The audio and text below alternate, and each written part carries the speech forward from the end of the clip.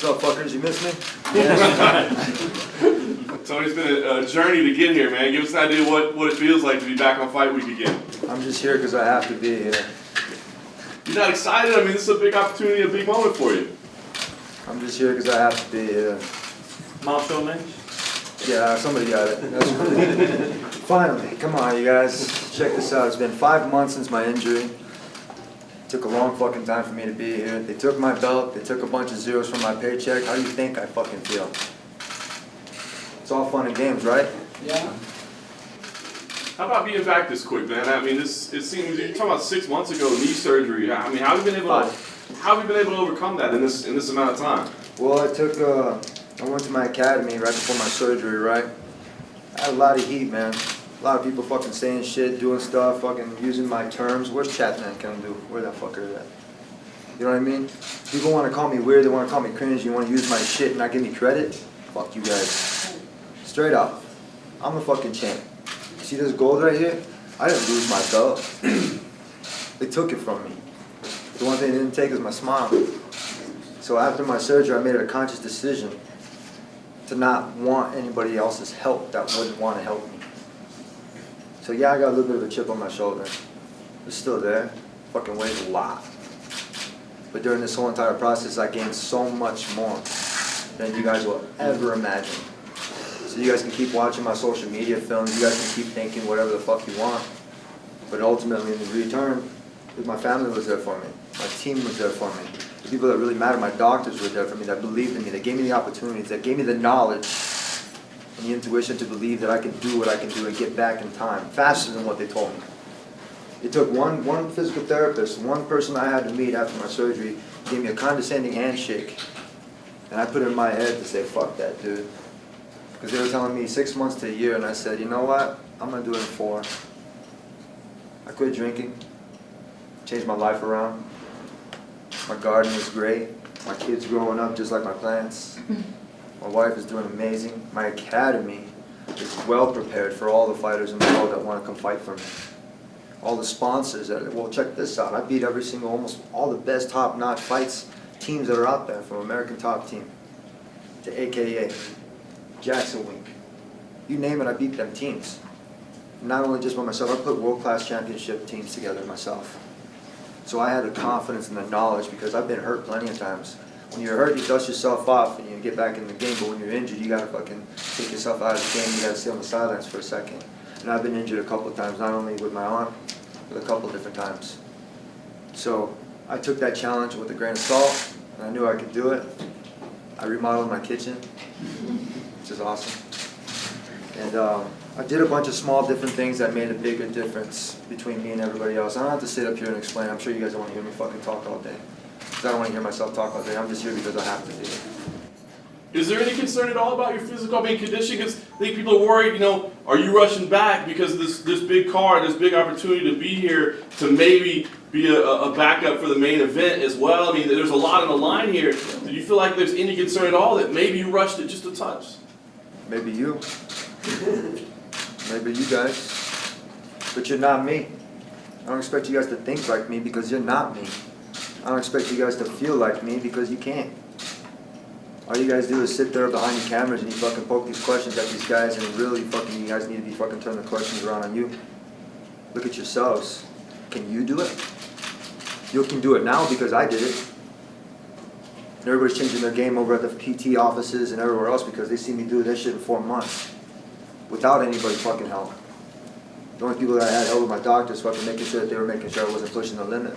But you guys see my film. The only thing I put out there was what I want you guys to see. It was all the goofy shit. But all that hard stuff and all that stuff, that pain, suffering, all that cry and tears, that wasn't even in the process. Not once did I fucking feel bad for myself in this whole entire time. I saw my kids, I saw my wife, and they were the ones that mattered the most. And I saw that my sponsors were still there, that kept with me. And my team that kept with me. I told them I'd be at the academy, and those fuckers showed up. And if they showed up, I'm going to show up. I took the necessary precautions. I did a lot of aqua therapy, man. A lot of water, a lot of contrast. Recovery and wellness is my shit. I know how to heal myself. I know how to eat right. I know how to diet right. I know what the fuck I'm doing, but you know what, that picture I painted for y'all, is that cringe or that fucking weird, but y'all keep fucking using my quotes and my stuff and you guys don't give me any credit? The fuck is that? I'm gonna turn this camera on you guys and say, what the fuck are you guys doing? Straight up. So when you post those videos, does anybody in your camp or in your close to you go, what are you doing? Because we all watch him and think, what is he doing? It seems so risky. It seems so wild what he's doing. Why? Because nobody's doing it? Probably. I've been competing for 30 plus years. I've been cutting weight for almost 30 years. I get bored of my fucking workouts. Lifting weights was cool back in the day, man. I'm strong as fuck. You ask any of my guys, I'm losing weight and I'm getting stronger. That's snap into it. That's trademarked. That's dude. Consistency times effort equals fucking confidence. I'm up here fucking in front of you as a new man. Like a phoenix reborn. I'm on fucking fire, guys. So anybody you fucking put in front of me, he's gotta work harder than me. They better run faster than me. They better fucking hit me in the right spots, because if they don't, they're gonna piss me off. So, Tony, Hold on, I'm not done yet. Don't be rude. I'm the fucking champ up here. Recognize it. If I got some fucking shorts on, I got my shirt off, and I got my car off, shit, it don't matter what the fuck I'm wearing. You give me my respect. I give you guys your fucking respect. I told you guys weren't gonna like me when I got to the spot. You guys remember me saying that, right? I'm no pushover, man. I don't expect to be a pushover. I work hard for my stuff. And even when I work hard for myself, it gets taken away, which is cool. It's alright. You can't take my spot. And you won't. I've been working my ass off for 5 months, and my team has diligently been there for me. I've lost a really good friend of mine because he OD'd on some bullshit. So when you have different things in your life that happen like that, it kind of sets a different kind of pace in your head. You know? This is a rat race. But I'm no rat. I'm a fucking turtle. Ninja turtle. So which one's your favorite? I like Michelangelo. Next question.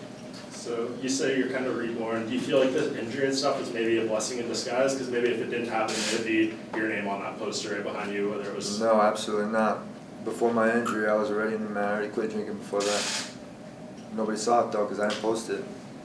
All my good deeds I don't post out there, because for doing a good deed, you don't post it out there for likes and retweets. You got guys like John Jones taking a fucking chip out, taking a chip out of my bag, doing these things. You have a lot of these other fighters. Yeah, go ahead. Because they really do. I donate to these people that have helped me in a long time. I don't post it out there for you guys. Why? You do a good deed, you don't post it. Keep it to yourself. You let your family see that. Or you let your little man or your fucking students see that, so that way they can do that for somebody else. They pay it forward. It's called pay. You guys say pay it forward on 3. 1, 2, 3. Pay it forward. Y'all fucking lame. Seriously, I'm about to be done with this interview. You guys wanted to see me back here, and you guys wanted to like poke fingers. How's he doing? What's his scar look like? What's going on? You know, how's he feeling? I feel fucking phenomenal. I worked out at 3 o'clock last night lifting weights. I feel fucking strong. You guys got people kicking down banana trees. Those are the guys I'm fucking preparing for. Not the Anthony Pettises or the fucking whatevers. I'm preparing for that dude that's hungrier, that doesn't get the shot, that doesn't get the notoriety or the media, because I'm that guy right there. Somebody's gonna have to prepare a hell of a lot harder for me to lose. But in order for me to like be happy with this stuff, I'm gonna keep winning, man. But if you stack up the victories, will that make you happy? I don't know. We'll keep on trying. We're gonna keep on doing what we're gonna do. We're gonna try to keep setting a positive image for these other dudes. But I'm already done with that. I already tried to fucking do that, and you guys didn't like that. Y'all thought that was cringe or weird. So I said, fuck you. Cringe that. Y para la gente que estuvo contigo, Cucuy, los que te apoyaron en tu recuperación, los que te quieren ver de nuevo campeón, a toda la gente en México que también te está viendo. Si luego te entre y le diga, yo estoy campeón. Esa es verdad. Simón, claro, en todo. La otra gente que vive en McGregor tiene suerte. ¿Por qué no te doy una putiza, güey? Los esperaste mucho tiempo y ahora tú estás aquí, renacido como el ave fénix, ¿no? Este tiempo es mío, es mi tiempo. Yo soy mexicano, yo tengo la sangre del puro azteca y mexicano. Yo soy la diferencia de yo y en la otra es porque yo estoy una peleadora real. ¿Quiénes estuvieron contigo? Tu familia, eres un guerrero y lo sabemos, te hemos visto en la preparación, hemos estado en contacto. ¿Quién estuvo ahí? Para yo, es importante para representar a mi familia y a mi gente en una manera muy positiva. Yo no soy un peleador, yo estoy un competidor. Competitor is different, guys. When you go out there and you fight, you're aggressive and you hold everything really tight. I'm a competitor. TF, technical fault, that's a Tony Ferguson finish. Straight out, if you guys know wrestling, that's a 15-point spread or a 10-point spread depending on which sport you're playing. And you go out there and you finish your opponent in style. I've always been known to do that, but this time we're game planning. I used to just go out there with a raw mold that I wanted to form fit inside of that octagon. Now I'm game planning. Now I'm a much more dangerous game opponent. Now these fuckers are in trouble. Tony, the answers you gave at the start of this interview were almost exactly the same as Marshawn Lynch in Super Bowl year. He said around that time that the chip on the shoulder he carried actually made him more relaxed. Everyone thought it made him tense. He said it actually relaxed him. Does that have the same effect for you? I don't know, what do you guys think? Blades and shades, that's what it is. That's the motto, champ shit only. So regardless of what's happening or what questions are asked, it's not going to change the way I train. Whatever distractions are going to be coming up ahead of fight week, I'm already expecting it. They happen my whole entire career. I'm a bartender, right? And I used to sit here and I used to cater to these dudes. I used to know what they would want to drink before they fucking sat down. I used to know what they wanted to eat because, or whatever. They would come to me with their relationship problems and everything. And I used to give them good advice. Well, it's only until you can take your own advice to do that. Just to leave the bullshit outside the fucking doors. Drop the ego on the door and you pick it up on the way out. So me, I don't have an ego. I learned how to beat my ego. I beat that fucker up more so no opponent's going to beat me. Because I learned how to laugh at myself. When you have humility, you can laugh at yourself, you can gain so much more. So I just speak for myself, I don't speak for any of you guys, because y'all got problems. You guys are the ones pointing the fucking cameras. Like I said, flip that shit around, ask yourself that question. Four of the best lightweights in the world fighting on the same night. What's great about this sport, you get to express whatever you're feeling. So do you relish the challenge to show that you're the best out of the four of you? Relish. It's a great word. Do I enjoy it? No. My favorite day is Sunday morning, the day after the fight. Knowing that all that hard work that you did, you get your victory dance. My victory dance, you know what a victory dance is? You ever watch Independence Day? This is got my victory dance. Okay. Check it out. My victory dance is a can of Coke and a fucking bag of peanut butter M&Ms. Straight out, because that's the one thing that I want. Right after my fight, I want something sweet. Because how sweet is it to have a victory and have something sweeter afterwards? For me, that's the best. Tony, who do you think wins the main event here between? Double knockout. I'm gonna keep saying it the whole entire time. I hope these bitches knock each other out. Talking enough shit, fuck it, man. I hope they deal what they gotta deal with and squash that shit. This is a man sport. You gotta said, we're trying to clean this shit up. But yeah, you got these two knuckleheads fucking going out there making an ass of themselves. So, whatever. You want me to cut a promo? I'm talking to the wrong guy.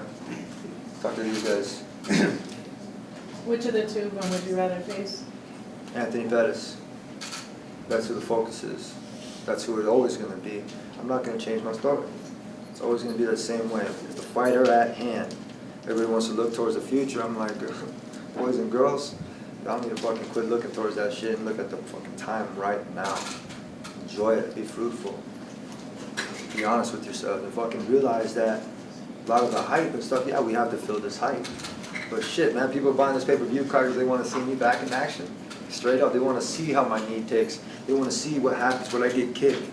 Why does it got to take somebody to fucking get hurt for y'all to fucking want to see this shit? Straight up. You know it would be kind of fun to go out there and finish Pettis in a way that I don't even hurt him like I did with Lando Venata. Because the kid was young and he deserved a shot after fighting me. I didn't pull out the blades on that one. This guy, he wants to pose a threat, he wants to talk shit, he knows better. So we're going to go out there as competitors and we're going to handle this like men. Competitively.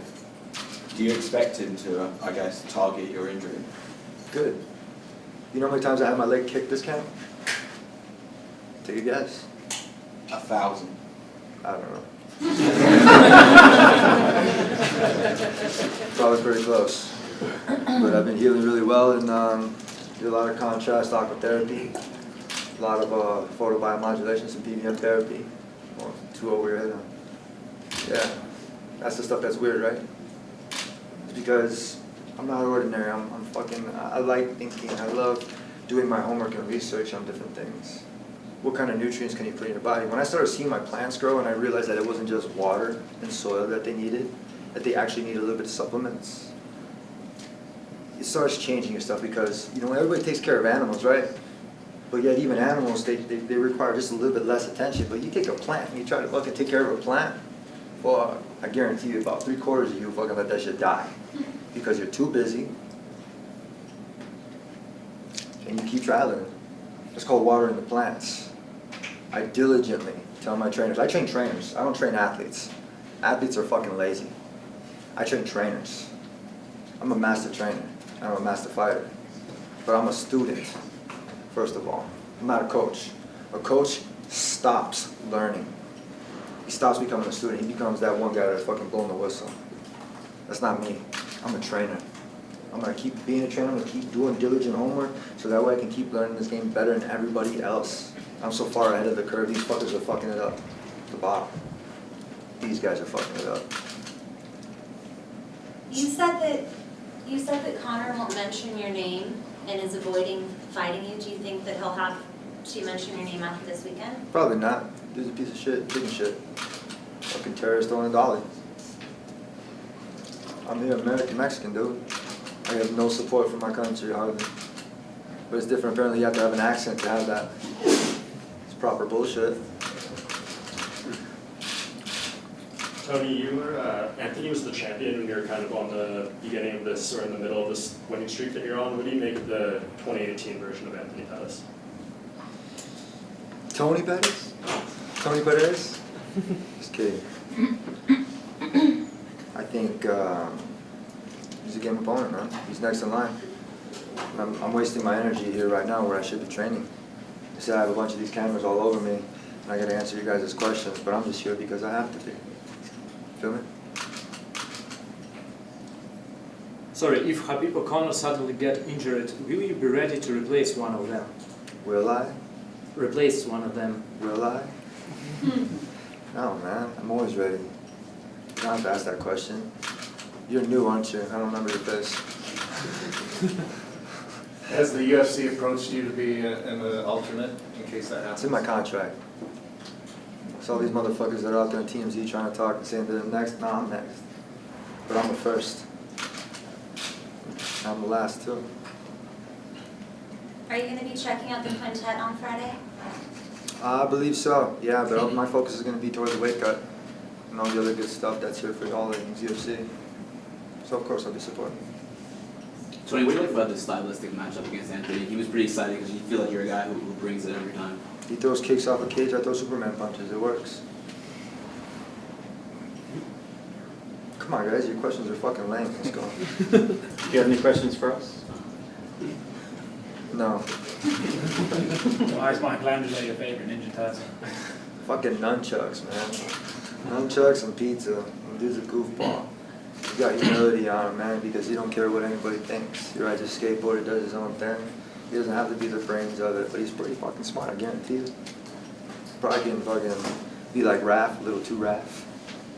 But ultimate reality, though, it's just about having fun. When you're out there tense, it's hard to fucking throw a punch. When you're loose and you're having fun, you're out there doing the salsa dancing like I was in Mexico. You're lighting RD up like a Christmas tree. Tony, I'm sorry, you said something was in your contract. What were you referring to? I don't know, you have to ask management.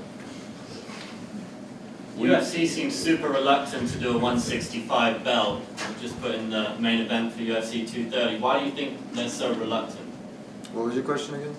They seem super reluctant to have a 165 belt, 165 division. I don't know, it's none of my business. I'm a 155 and a 170 pounder. I knocked everybody out at 170 and started submitting people at 155. I'm not going anywhere else. Make weight. Be a bitch. Making excuses. Tailgate. How do you finish Anthony Pettis on Saturday? Stylistically, TF, Tony Ferguson finish. I'm not even trying to talk to myself in the third person, sorry. Will you be walking out with your belt? I brought it. You still consider yourself the champion, right? You see my shirt?